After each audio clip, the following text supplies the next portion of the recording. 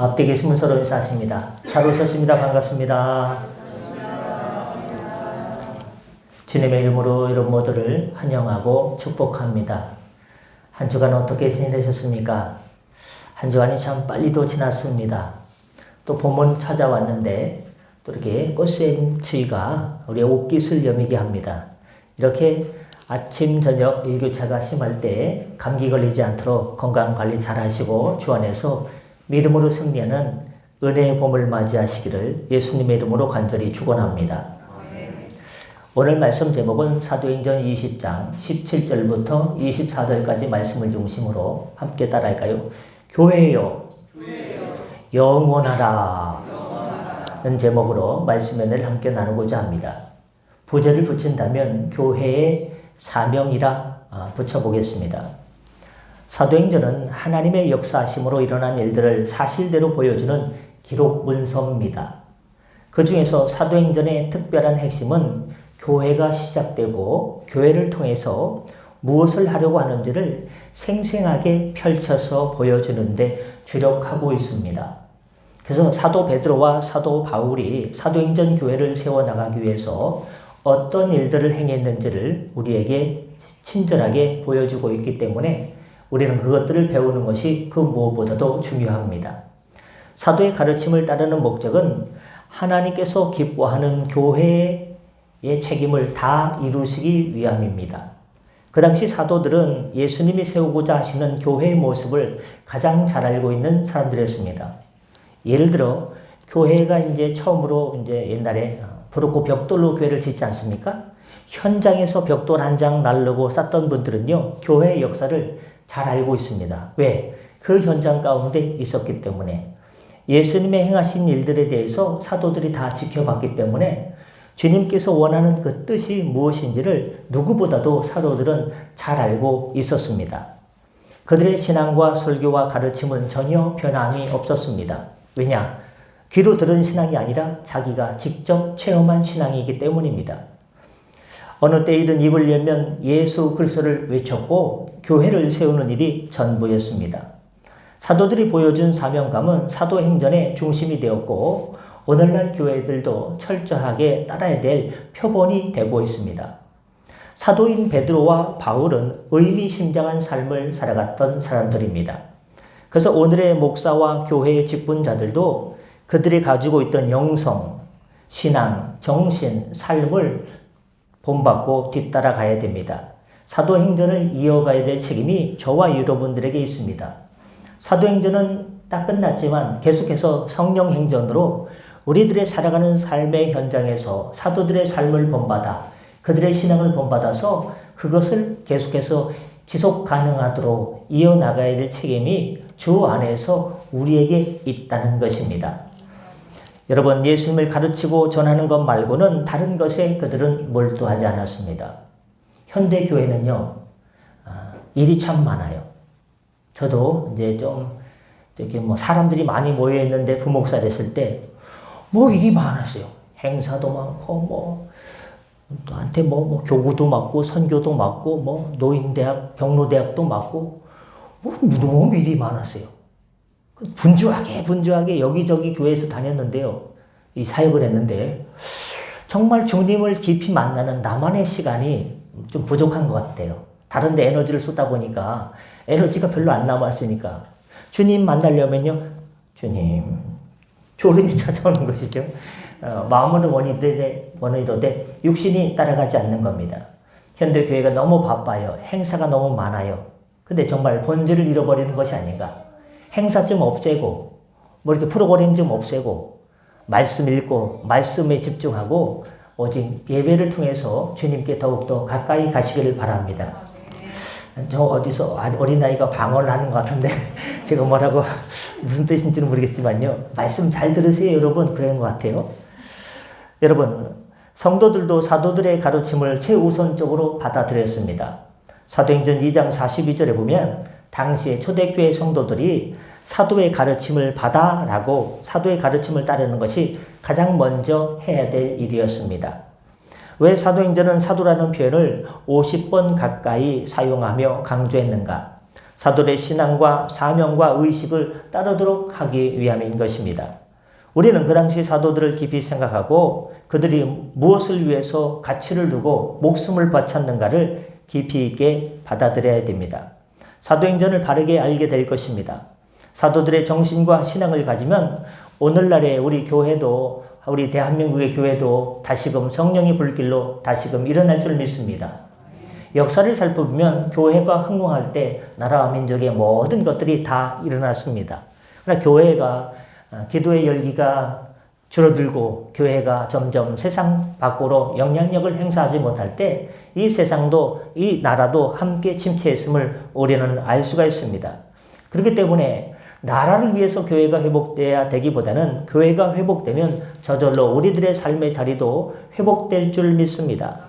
얼마나 산적해 있는 나라와 여기 세계에 여러 가지 일들이 많습니까? 해결돼야 될 것.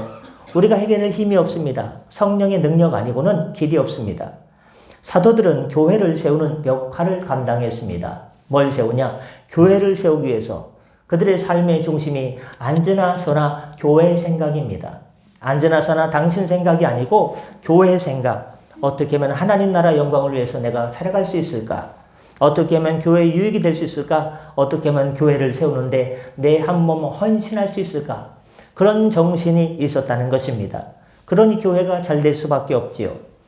여러분, 교회의 사도성을 잃으면 소리를 외쳐도 허공에 맴돌기만 하고 모여도 무기력하고 자랑을 해도 쳐다보는 사람이 없습니다. 교회가 권위를 잃고 분열과 분쟁과 법정 싸움이 일어나는 원인이 여기 있습니다. 하나님께서 우리들을 교회로 모으신 것은 그리스도를 믿어 영생 얻는 개인의 신앙만으로 멈추기를 바라지 않습니다. 우리가 교회를 모이는 것은 교회를 위한 영생 구원과 함께 개인의 영혼 구원과 함께 교회를 위한 책임이 있는 것입니다. 그렇습니다. 사도 바울은 디모데전서 1장 16절에서 내가 긍휼을 입은 까닭은 예수 그리스도께서 내게 먼저 일체 오래 참으심을 보이사 후에 주를 믿어 영생 얻는 자들에게 본이 되게 하려 함이니라. 내가 왜 신앙생활을 열심히 하고 교회를 위해서 헌신했느냐? 무성도들의 삶에 있어서 나를 바라볼 때 본이 되고자 함이라고 했습니다. 주를 믿어 영생 얻는 자들의 본이 되게 하려 하심이라. 여러분, 바울이 사도가 되기 전에 어떤 사람이었습니까? 그는 비방자요, 박해자요, 기독교인들을 이렇게 때리고 가두는 폭행자의 상태로 살았습니다. 그러나 지금은 모든 사람들의 본이 되는 사람으로 완전하게 새 사람으로 바뀌게 되었습니다. 우리들은 왜 바울처럼 그렇게 새 사람으로 뒤집어지고 바뀌지 못할까? 거듭났다고 하는데 여전히 비방하고 박해하고 폭행하는 사람들이 교회에 너무나 많이 있습니다. 뭐 육체적으로 아니라 이렇게 마음으로 여러 가지 시기와 질투로 세상 사람들이 싸우는 것도 불쾌한데 교회 안에서 싸운다는 것은 변화되지 않은 얼마나 잘못된 사람들이 많겠느냐를 생각하게 합니다. 정말 부끄러운 모습이죠. 서로 교인들끼리 본이 되지 않는다면 교회를 올바르게 세워나갈 수가 없습니다. 그래서 사도들의 사명감을 본받으라고 외치는 것입니다. 빌립보서 3장 17절에 보면 형제들아 너희는 함께 나를 본받으라. 그리고 너희가 우리를 본받은 것처럼 그와 같이 행하는 자들을 눈여겨보라 라고 했습니다. 사도 바울이 영적인 아들 디모데에게 말했습니다. 이를 위하여 내가 전파하는 자와 사도로 세우심을 입은 것은 참말이요 이것은 거짓말이 아니니 믿음과 진리 안에서 내가 이방인의 스승이 되었노라.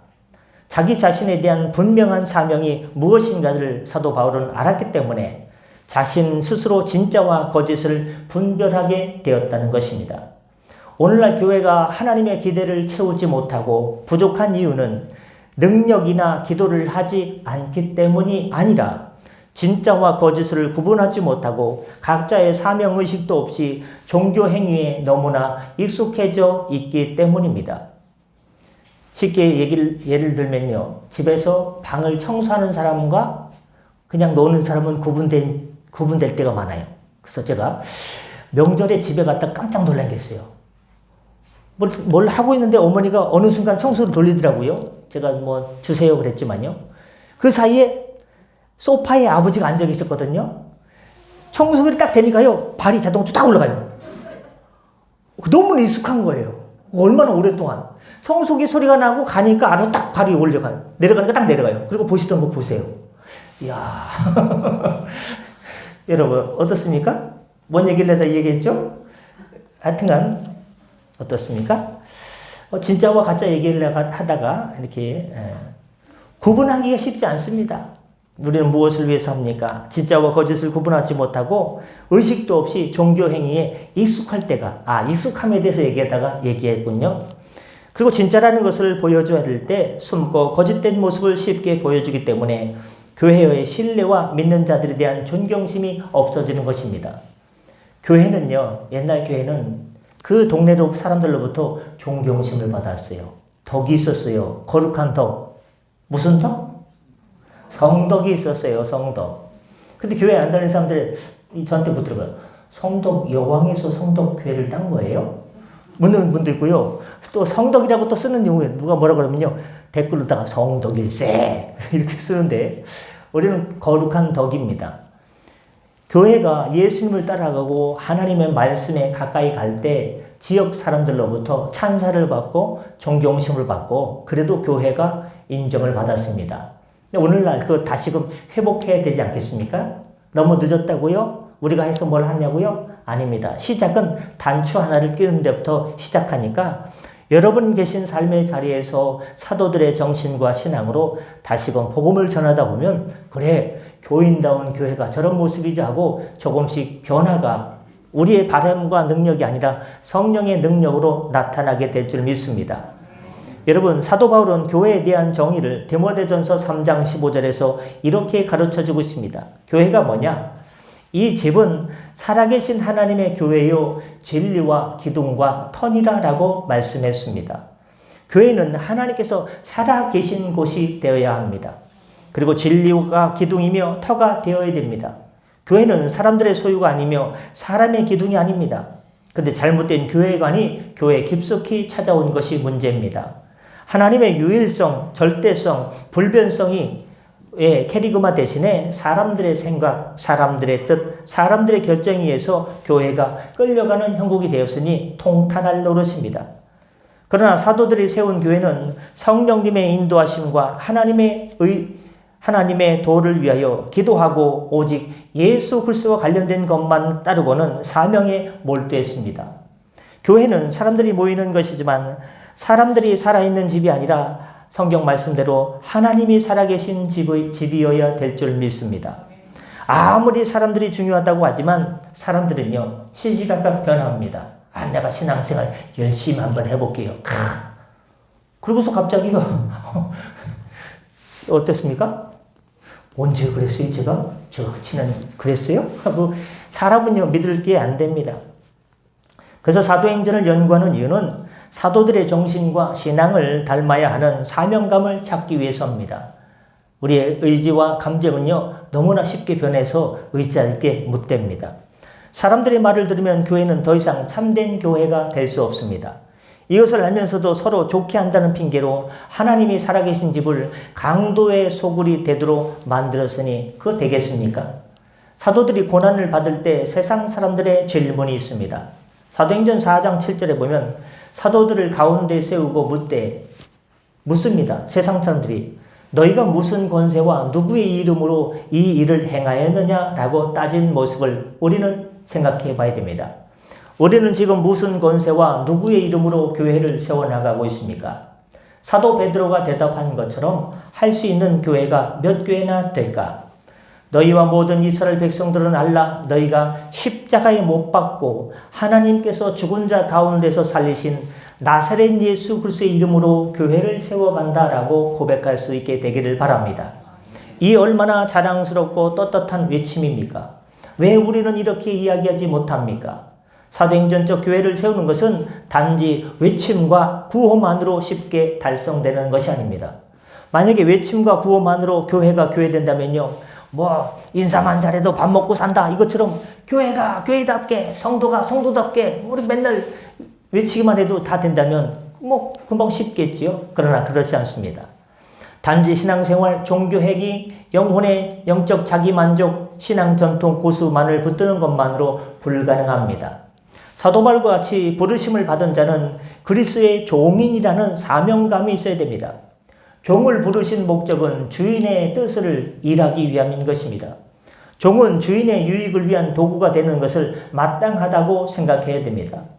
그래서 그리스도인의 종의 의식을 가지고 자신의 유익보다, 나의 유익보다 하나님의 것을 먼저 생각하고 교회를 위한 갖가지의 책임을 감당해야 됩니다. 근데 종의 의식이 없으면 교회에서 자기의 목소리를 높이고 책임을 지지 않는 분열과 다툼의 직분자가 되기 마련입니다. 왜 사도들이 교회를 섬기기 위해 어려운 고난의 길을 겪어야만 됐습니까? 왜 교회를 지키기 위해 순교를 당했습니까? 사명감 있는 책임 때문입니다. 오늘 본문에서 24절에 보면 내가 달려갈 길과 주 예수께 받은 사명, 곧 하나님의 은혜의 복음을 증거하는 일을 마치려 하면은 나의 생명조차 조금도 귀한 것으로 여기지 아니하노라라고 하면서 자신의 책임감과 사명을 표현했습니다. 그리고 바울은 모든 교회 성도들에게 자신의 사명의 부르심에 참여할 것을 빌립보서 2장 17절부터 18절에 분명하게 가르쳐 줍니다. 만일 너희 믿음의 제물과 섬김 위에 내가 나를 전제로 드릴지라도 나는 기뻐하고 너희 무리와 함께 기뻐하리니 이와 같이 너희도 기뻐하고 나와 함께 기뻐하자라고 권면하고 있습니다. 여기서 나를 전제로 드린다는 것은 교회를 위해서 자신을 부어 드린다는 희생적인 책임감을 이야기하고 있습니다. 교회를 위한 희생적 각오가 있어야 하나님과 교회와 성도들을 위하여 헌신할 수 있다는 것입니다.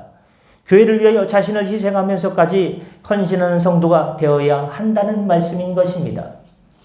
여러분 요즘엔요 교회 건축이 참으로 쉽지 않습니다. 제가 아는 교회가 교인이 좀 꽤 돼요. 근데 이제 공사를 이제 하려고 건축위원장도 세우고 건축위원회도 만들고 이제 했어요. 교인들이 굉장히 꽤 되기 때문에 했는데요. 문제가 생겼어요. 자재값이 너무 올랐대요. 쉽게 얘기하면 100억 가구 질 거 이제 170억을 줘야 되는 거예요. 200억을 줘야 되는 거예요. 야, 여러분 3년 있다가 이 동네가 천지개벽이 되는데 기도 많이 하시길 바랍니다. 그리고 갈매동에 있는 어떤 교회처럼 종교부진 주시옵소서 했더니 종교부진 줬는데 재정이 없어가지고 빠꾸고 당하지 마시고 재정도 주시옵소서 같이 기도하셔야 되는 거예요. 그래서 그 교회 어떻게 됐냐고요? 다시 기도해가지고 얻었대는데 또 주의 은혜로 나가겠죠? 더 이상 안 물어봤으니까 저는 모릅니다. 사도 바울은 그리스도의 일이라는 목표를 잃어버리고 자기의 일을 이루기 위해서 교회를 만든다는 것을 경계하고 있습니다. 빌립보서 2장 21절 22절에 보면 그들이 자기를 구하고 교회를 구하지 않아요. 내 먹고 살기도 힘든데 뭔 교회냐. 교회 가면 밥을 먹여주냐 하면서 다 자기를 하고 그리스도 예수의 일을 구하지 아니하되 디모데의 연단을 내가 아노니. 그럼에도 불구하고 디모데는요 교회를 위해서 살았거든요. 자식이 아버지에게 함과 같이 나와 함께 복음을 위하여 소고하였노라. 주님께서 원하는 성도의 모습은 뭐냐? 소구하는 성도예요. 그러면 교회를 위해 소구하면 주님께서 밥을 주냐 떡을 주냐? 주님께서 그 인생 책임져 주시고 자손 대대로 하나님의 은혜로 붙들어 주시게 될 줄 믿습니다. 잘 되는 것 같지만 수고하지 않고 그냥 뚫레 교회 의자만 대피고 간다고 주님께서 그래도 의자 잘 대폈다. 네가 앉은 데가 제일 뜨뜻하다 야. 주님께서 복을 주겠습니까? 주님께 소구하고 어떻습니까? 헌신하는 성도의 자손을 주님께서 다 내가 기억하지 못하고 내 눈이 있지 못해도요 주님께서 대신 돌봐주시는 거예요. 이게 복입니다. 사도 바울과 디모데는 교회의 사명과 책임감을 정확히 알고 실천했던 사람들입니다. 우리들도 이런 사명과 책임을 가져야 됩니다. 제발 교회를 종교의식 때문에 필요로 하는 것이 아니라 사명과 책임을 다하기 위해서 신앙으로 살아가시길 바랍니다. 실천해야 될 교회의 사명과 책임 중에 뭐가 있습니까? 교회는 반드시 가르치고 전해야 될 것에 대한 책임을 가져야 됩니다. 여러분 말씀 보십시오. 유익한 것은 무엇이든지 공중 앞에서나 각 집에서나 거리낌 없이 여러분에게 전하여 가르치고, 여기서 사도 바울은 교회의 책임에 대해서 제일 첫 번째로 전하여 가르치고라고 했습니다. 사명과 책임을 다하는 교회는 전하고 가르치기 위해서 거리낌 없이 나가야 된다는 것입니다. 그러나 지금의 교회는 전하고 가르치는 것이 몹시도 약합니다. 먼저는 하나님 말씀에 대한 사도적 가르침이 약합니다. 교회의 가르침은 단지 성경 공부만을 말하는 것이 아닙니다. 말씀의 지식적인 가르침만을 이야기하는 것이 아닙니다. 사도들이 전한 캐리그마는 바른 가르침을 캐리그마라고 합니다. 사도들이 목이 피 터지게 전한 캐리그마의 말씀을 가르쳐야 변화가 나타나야 됩니다. 피 묻은 예수의 복음은 바른 복음을 바르게 가르쳐야 역사가 나타납니다. 요즘 유튜브에 제일 핫한 분이 저쪽에 종로 쪽인가 어디에 있는 정동땡 목사예요. 그런데요, 어떻습니까? 처음에는 막 사람들 인기몰이를 해가지고 구독자가 높아지고 막 영향력을 미쳤어요. 근데 본색은 막 드러냈더라고요. 킹 제임스 버전이요. 성경을 가장 원문에 맞게 직역해놨다고 이렇게 하면서 킹 제임스 버전만 보는 미국 교회들도 있어요. 근데 그쪽 보는 그 침례 교대 쪽에서요. 이제 그분이 이제 발톱을 이렇게 감추고 있다가 인기몰이를 한 다음에 이렇게 나라에 애국하는 것처럼 하다가 발톱을 딱 드러냈어요. 그래서 개혁 개정을 쓰는 교회들은요, 다 구원받지 못하고요, 다 지옥불에 떠진다. 이제 이렇게 하니까 또 사람들이 막 몰려들어요. 누군지 알죠? 정동땡. 시옷으로 시작하는데, 하여튼간, 그렇습니다. 발톱을 드러냈으라고요. 그래서 기존에 구원받기 위해서는 기존 교회에 다니면서 킹 제임스 버전, 흠정령, 오리 없이 성경을 잘 해석한 것만 봐야 된다.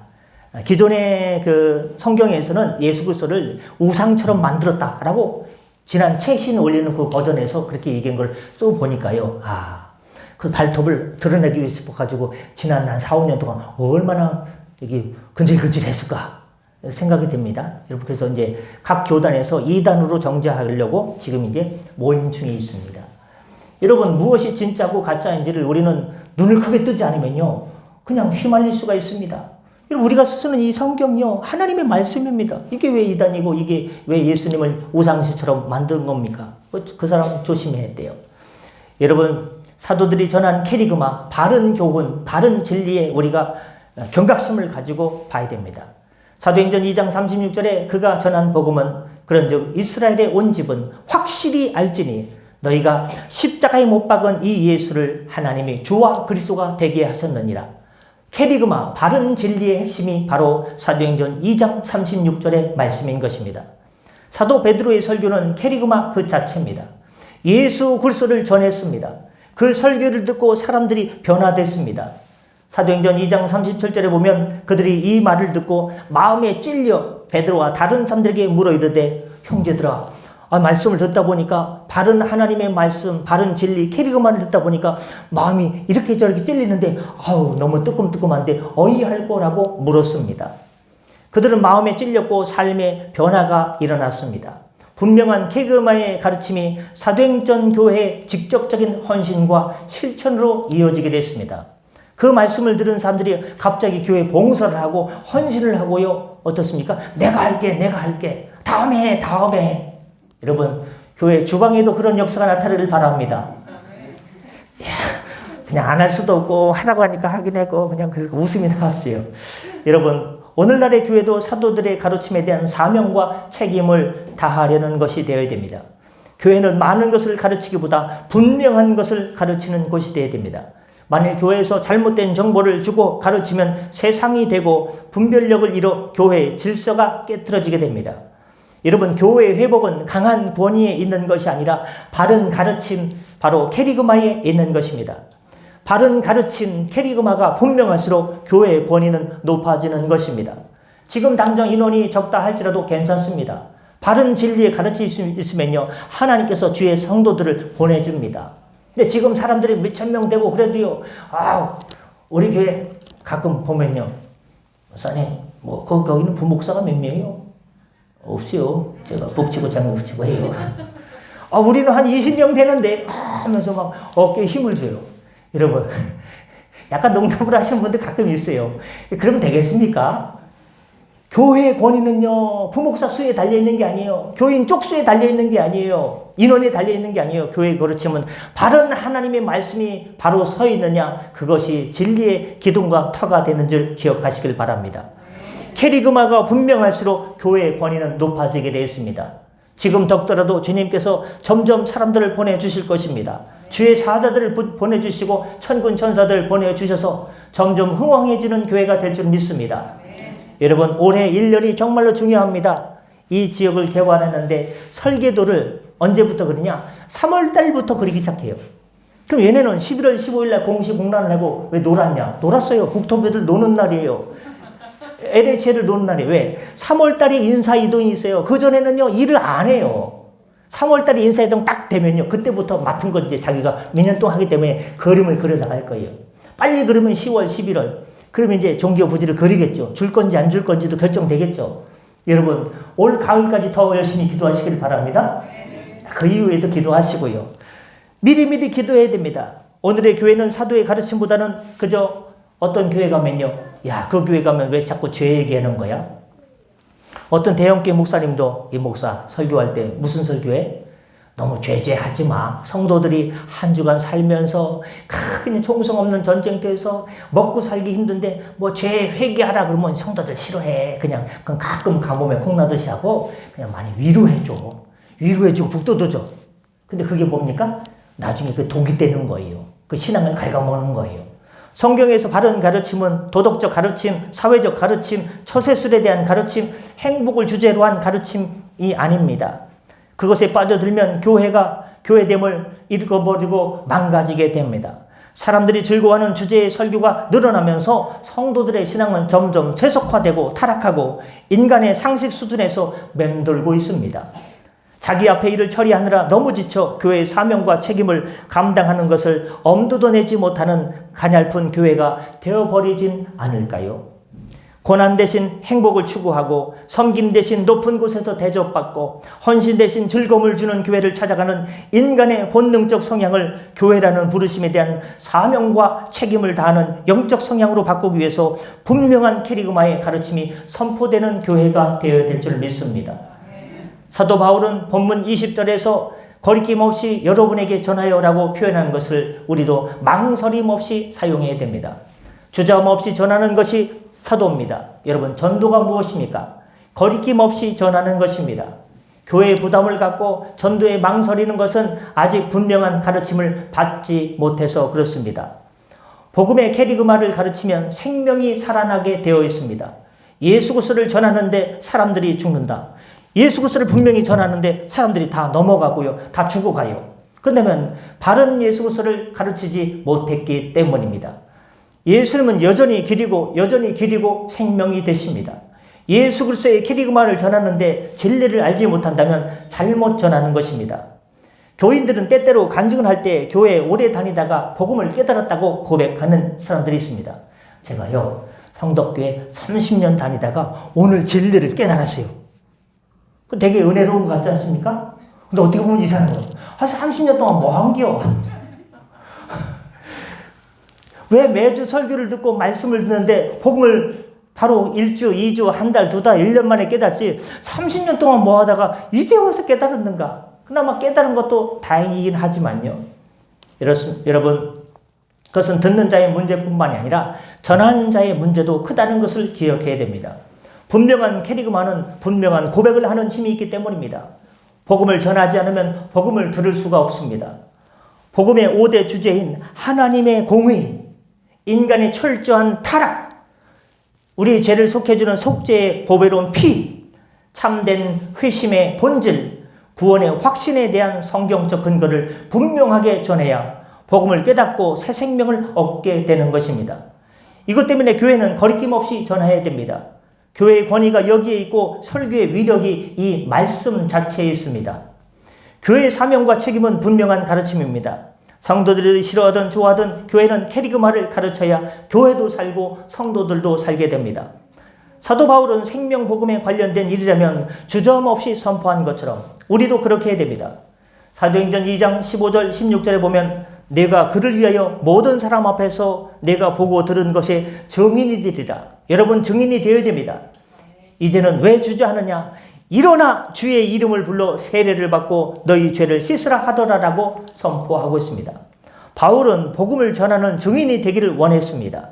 그리고 생명 구원을 위해서 왜 주저앉고 앉아있느냐? 일어나 세례를 받고 제 사함을 받으라 강한 어조로 선포했습니다. 두 번째, 교회는 회개와 믿음과 복음을 증거하는 일에 사명을 다해야 됩니다.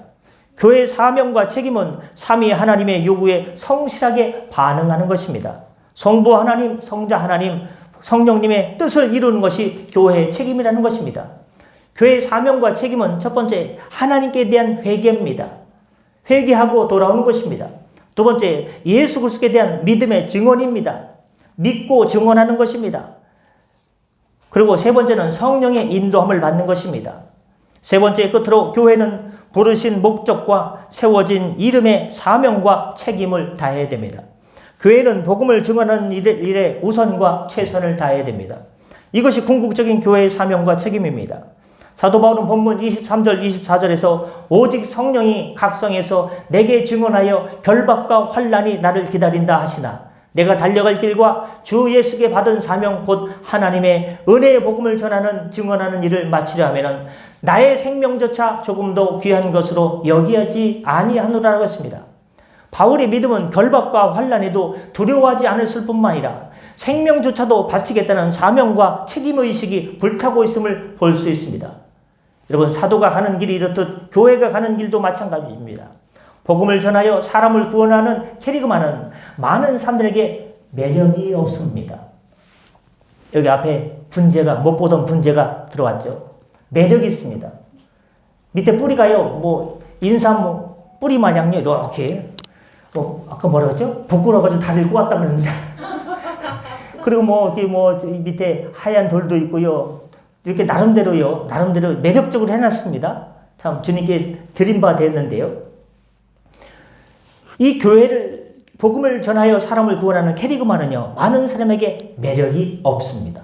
자꾸 상대행전을 말하고 훈련하고 기도하라고 한두 달만 목사가 외쳐도 교인들은요 다 잘 것입니다. 싫어할 것입니다. 하물며 결박과 환난과 죽음을 말한다면 오늘의 교회들은 어떻게 될까? 성도들은 캐리그마를 붙잡고 버티기보다 캐리그마 대신에 자신에게 덜 부담이 되는 쪽으로 가게 되지 않을까요? 그런데 언제까지 이런 신앙으로 버틸 수 있습니까? 사도행전 14장 22절에 제자들의 마음을 굳게 하여 이 믿음에 머물러 있으라 권하고 또 우리가 하나님 나라에 들어가려면 많은 환난을 겪어야 할 것이나 저와 여러분이 하나님 나라 천국에 들어가려면 뭘 겪어야 돼요? 많은 환난을 겪어야 된다라고 분명하게 말씀하고 있습니다. 사도 바울의 부탁은 간절했습니다. 마음을 굳게 잡아주고 믿음이 견고하도록 해야 될 것은 하나님 나라에 들어가려면 많은 환난을 겪어야 한다는 것입니다. 하나님 나라를 들어가는데 왜 환난이 필요한가? 억지로 환난을 만들다는 뜻인가? 그런 말이 아닙니다. 하나님 나라는 세상의 나라와 다르다는 것을 보여주는 실제를 말합니다. 하나님 나라는 돈이나 명예, 권력, 신분으로 갈 수 있는 곳이 아닙니다. 구원의 십자가, 속죄의 피, 화목의 제물, 즉 예수님께서 보여주신 하나님 나라는 많은 환난을 겪으며 믿음으로 승리한 면류관이었습니다. 그래서 하나님 나라는 말에 있는 것이 아니라 능력에 있다라고 말씀하고 있습니다.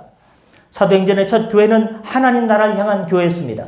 그래서 모인 사람들이 자기를 깨뜨리고 자기 소유를 던지고 서로 마음을 하나 되게 하는 것은 하나님 나라를 실현하는 믿음이 살아있다는 것을 보여주고 있습니다. 우리 교회도 하나님 나라를 세우는 일에 사명과 책임을 잘 감당하시길 바랍니다. 많이 기다리셨죠? 끝 마칠 시간입니다. 교회의 사명과 책임, 교회의 영원하라. 옛날에 중세 때 어떤 철학자들이요, 야 이제 앞으로 몇백 년 지나면 지구상에서 교회가 없어질 거다 그랬어요. 근데 교회가 없어지기 전에 그 사람들이 먼저 없어졌어요. 교회는 영원한 거예요. 예수님의 핏값으로 사시고 세우신 것이 교회이기 때문에 교회는 영원합니다. 교회에 영원하라. 위대한 교회의 사명과 책임이 뭐냐? 첫 번째, 교회는 반드시 가르치고 전해야 될 것에 책임을 다해야 됩니다. 두 번째, 회개와 믿음과 증언하는 일에 사명과 책임을 져야 됩니다. 세 번째, 교회에 부르신 목적과 세워진 일, 바로 사명과 책임을 잘 감당하시길 바랍니다. 그래서 주님께 쓰임받는 복된 주님의 성도들 되시기를 예수님의 이름으로 축원합니다. 기도하겠습니다. 은혜 주님, 주님의 지상명령인 복음 전도에 힘을 쓰는 복된 교회 성도 되게 하여 주시옵소서. 교회 영원하라. 성도들이 이 모토를 기억하고 하나님 교회를 위해 살 때 우리 인생 다 책임져 주시옵소서. 감사하며 축복하며 예수님의 이름으로 기도드립니다. 아멘. 주신 말씀 기억하면서 찬송가 210장 부르시면서 준비하신 영을 하나님께 드리겠습니다. 210장입니다.